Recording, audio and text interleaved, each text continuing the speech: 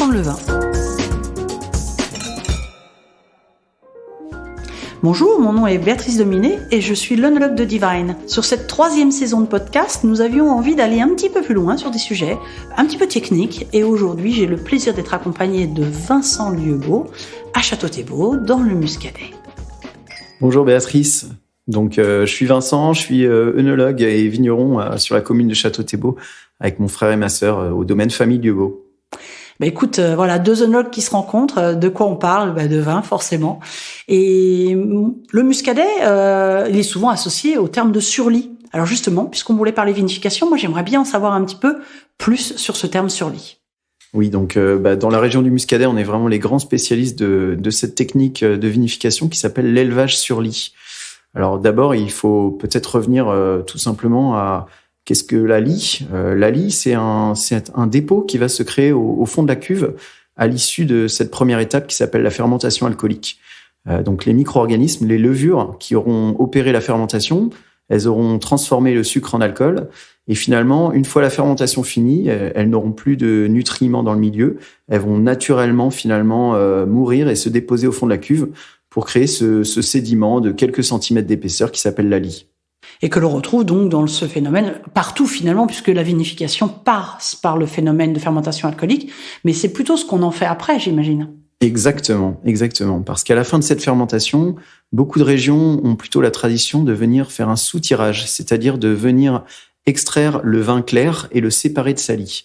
Dans la région du Muscadet, au contraire, le vin, en général, va rester dans la même cuve depuis le début de la fermentation jusqu'à la mise en bouteille.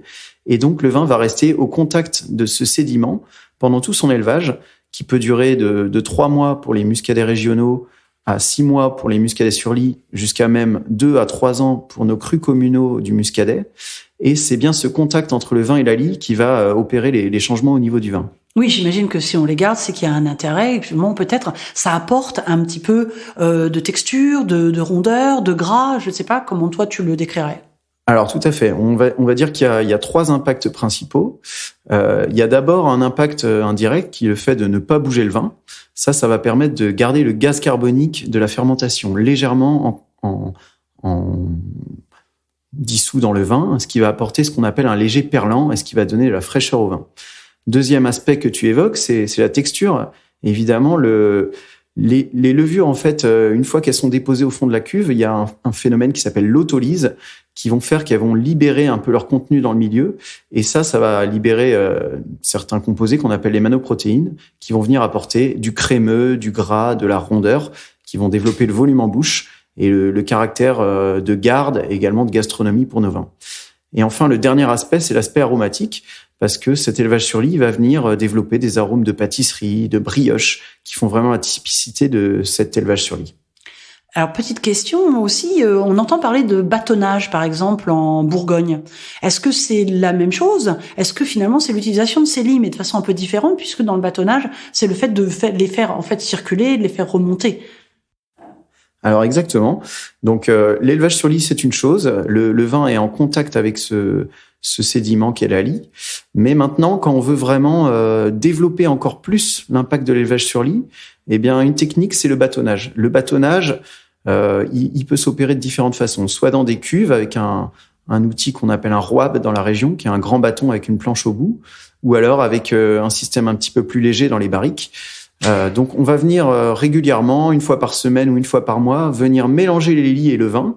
Et le fait de remettre en suspension cette espèce de suspension de lie va maximiser la surface d'échange entre le vin et la lie et va donc faire que tous les impacts d'élevage sur lit qu'on a évoqués précédemment vont être encore plus puissants, encore plus développés. Et ça va encore accélérer la vitesse d'évolution du vin. Alors, petite dernière question, c'est finalement pour avoir le droit de marquer sur lit, sur une étiquette, là on vient un peu sur la législation, il y a finalement des dates à respecter. Alors oui, donc ce qu'on peut dire en synthèse, c'est que par exemple dans notre région du Muscadet, tous nos vins finalement bénéficient d'un élevage sur lit plus ou moins long. Maintenant, pour bénéficier de la mention vraiment légale qu'on puisse écrire sur l'étiquette, il faut que le vin séjourne au minimum 6 mois sur ses lits, c'est-à-dire qu'il n'a pas le droit d'être mis en bouteille avant le 1er mars.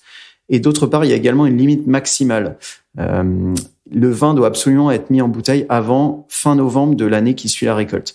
Ça crée une petite complexité parce que certains vins qui vont bénéficier d'un élevage encore plus long ne vont pas pouvoir bénéficier de la mention.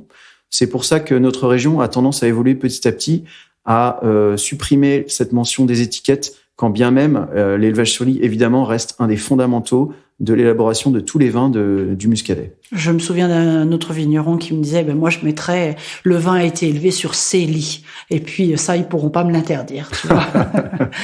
Donc le sujet sur lit, c'est passionnant, c'est vraiment des étapes de vinification particulières et forcément, moi j'avais très envie qu'on l'aborde ici en terroir de muscadet puisque c'est une des grandes particularités. Merci beaucoup Vincent pour cet échange et je vous donne rendez-vous à tous pour de futurs podcasts. Merci Béatrice.